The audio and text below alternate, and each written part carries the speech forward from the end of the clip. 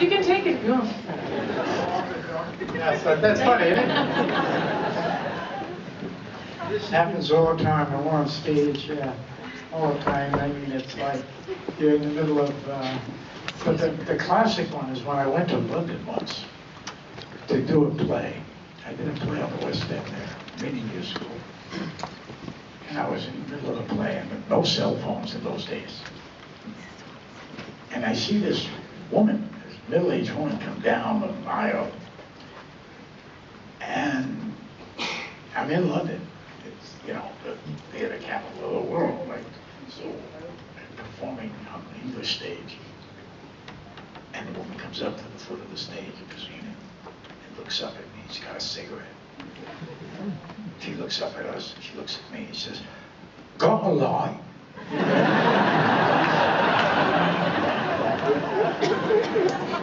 That was better than a fucking cell phone. I just said I'm working here, lady. I'm sorry.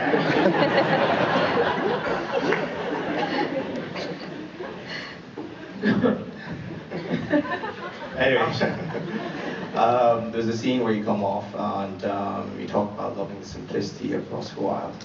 How do you kind of reconcile that against kind of creative struggles of having a play, a film, and a documentary? It's quite a creative, complicated process. Yes. But I was longing for simplicity. I wanted to sit down with Oscar Wilde, but I found that he does have that.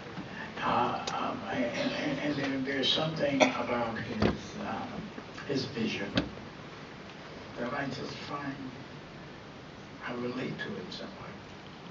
And with simplicity, I don't know why I said that. I guess it sounds good. I think part of it was it sounded good. But what I meant by simplicity, I don't know.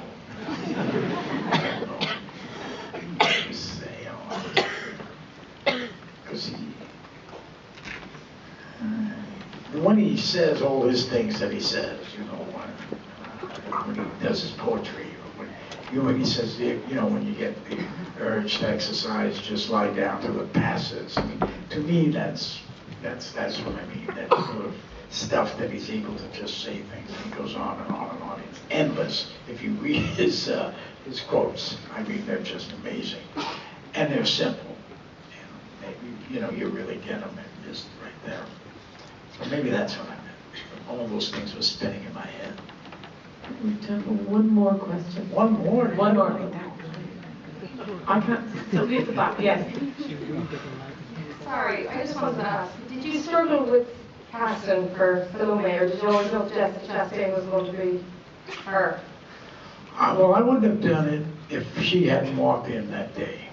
And because when I saw her, I thought I met someone who could embody this character in a way that I hadn't seen. And talking to that actress, I think you sound like you're an actress back there.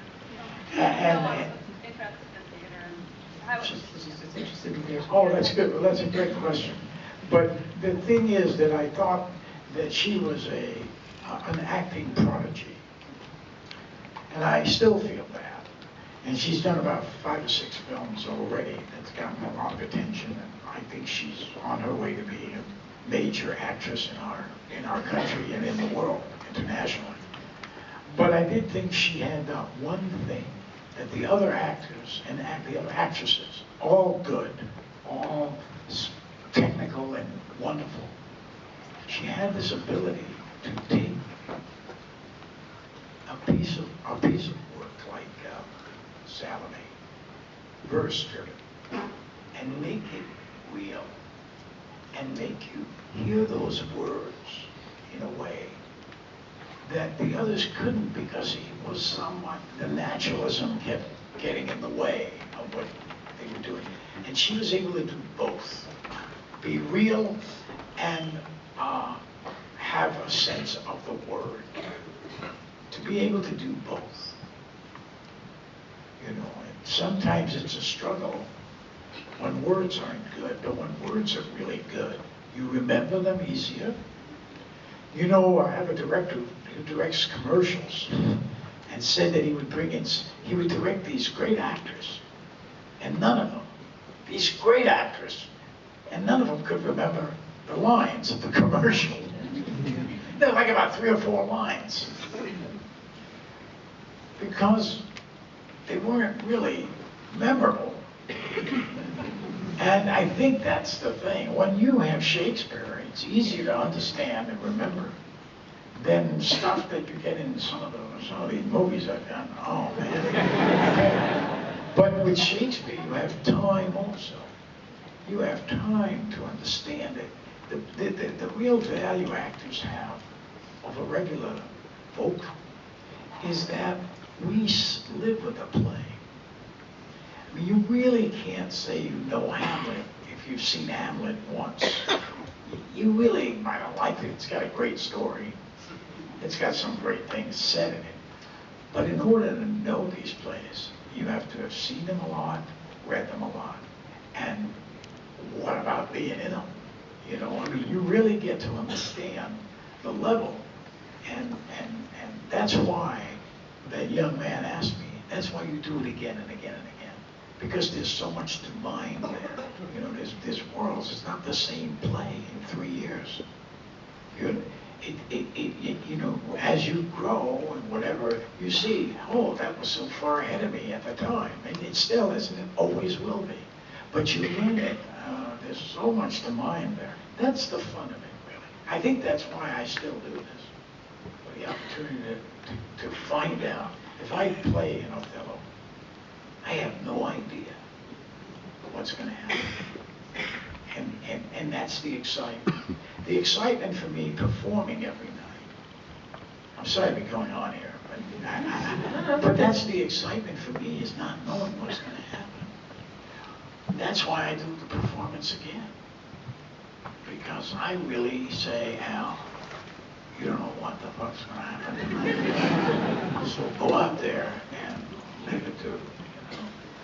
And that experience is really mind-boggling. It scares the shit out of you. But at the same time, I don't think I can do it any other way anymore, because I think that's what I finally have come to. Good, bad, or indifferent. That's how I'm going to do it.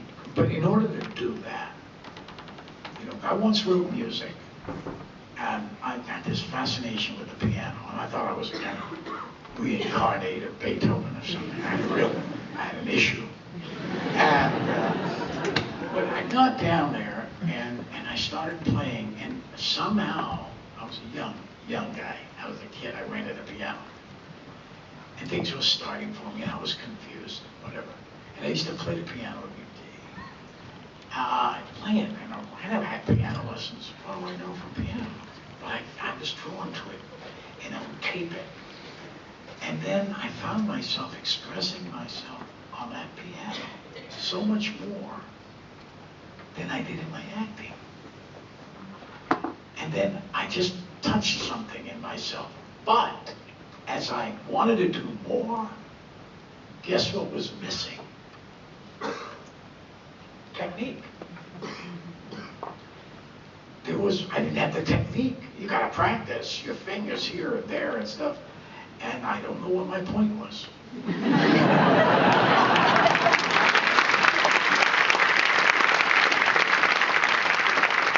you get it anyway, right? But there's something about that I learned a lot from that.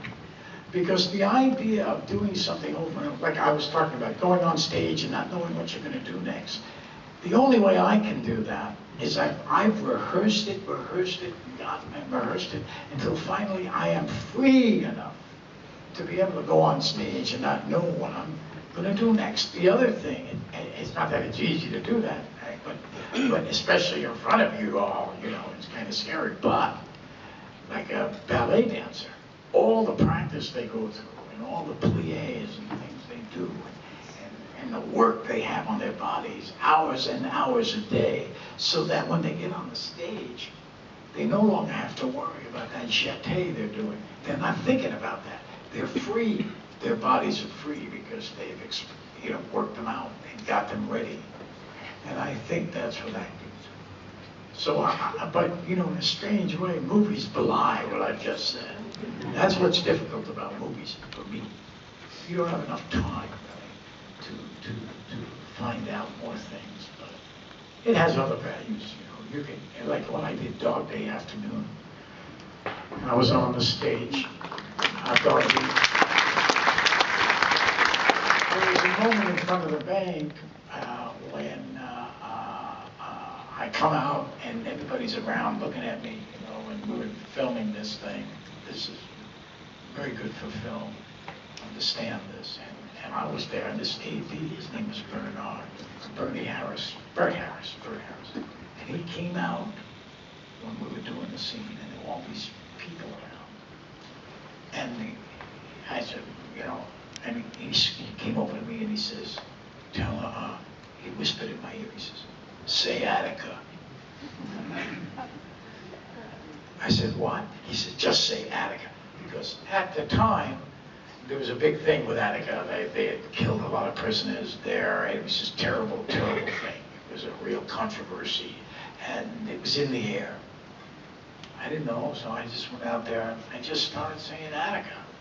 I said, yeah, about the cops I'm talking. I said, what about Attica? How about Attica? And a couple of people, the extras there, said, hey, yeah, Attica. I said, yeah, Attica. And the next thing you know, this Attica sequence has become somewhat a notorious thing. People know of it. And it really came from something that happened at the spur of the moment right there. And I think that's a part of movies that is so, because you don't know what's going to happen.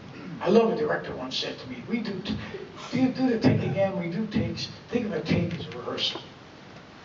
So every take is a rehearsal. So you don't know what can happen, and if it clicks, I've seen performances made because they were in some situation. I've seen careers made because they were in some situation at a party or something and said something extremely interesting and funny and clever and original and new, and it got in a movie and they became superstars. Imagine yourselves at a party. Did you ever say something very interesting? Wow, if a camera was on me then, I'd be astounded. Well, they're trying to do it now, but it's called reality TV. It's interesting. I could listen to you all night, but we've got to draw it to a close. Yes, of course. I'm so sorry.